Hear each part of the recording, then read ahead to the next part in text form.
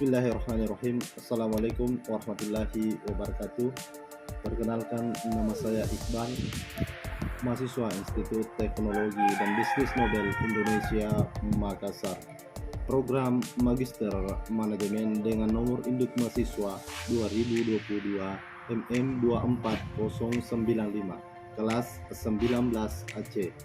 Kali ini saya akan membahas tentang mata kuliah Manajemen Sumber Daya Manusia oleh dosen Dr. Laode Amijaya Kamaluddin M.ADM KP. Sebelum kita membahas sumber daya manusia, kita perlu tahu apa itu sumber daya manusia.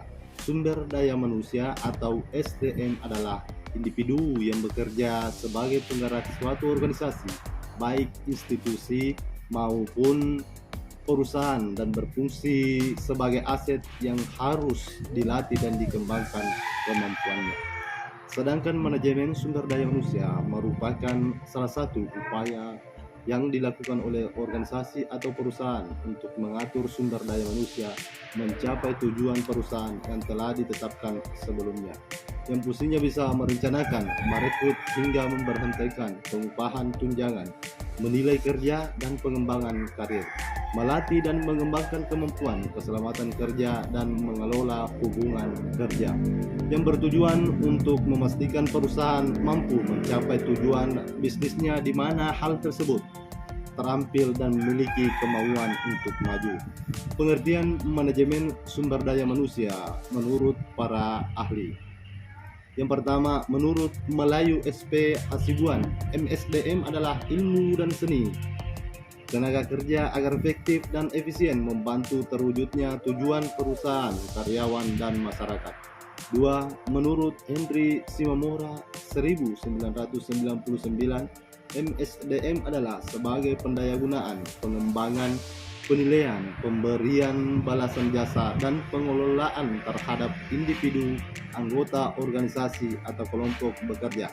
MSDM juga menyangkut desain dan implementasi sistem perencanaan, penyusunan personalia, pengembangan karyawan, pengelolaan karir, evaluasi kerja, kompensasi karyawan, dan hubungan perubahan yang lurus.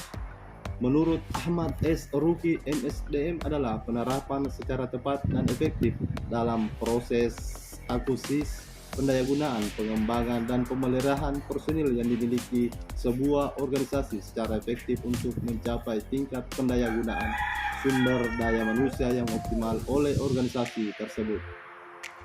Terbatasnya pilihan kandidat yang tepat jika HRD mencari kandidat yang tepat dalam kumpulan kandidat yang tidak memenuhi syarat. Pada akhirnya, HRD hanya akan merekrut kandidat terbaik yang dapat mereka temukan saat itu.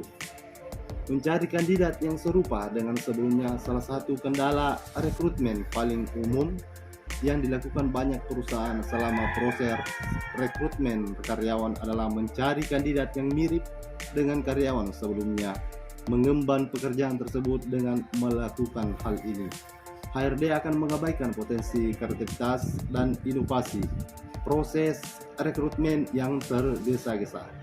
Banyak perusahaan yang terburu-buru dalam merekrut karyawan sehingga menyebabkan proses rekrutmen berjalan tidak sesuai rencana.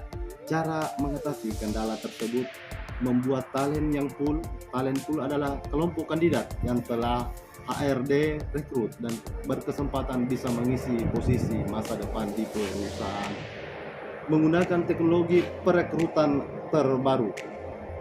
Penggunaan sistem rekrutmen berbasis data dan manual kerap menjadi kendala rekrutmen karyawan.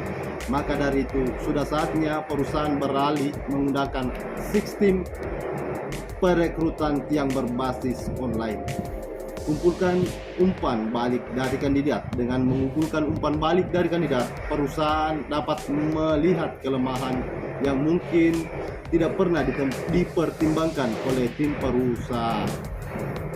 Kesimpulan, pada hakikatnya sumber daya manusia berupa manusia yang dipekerjakan di sebuah organisasi sebagai penggerak, pemikir, dan perencana untuk mencapai tujuan organisasi tersebut. Sekian, Wassalamualaikum warahmatullahi wabarakatuh.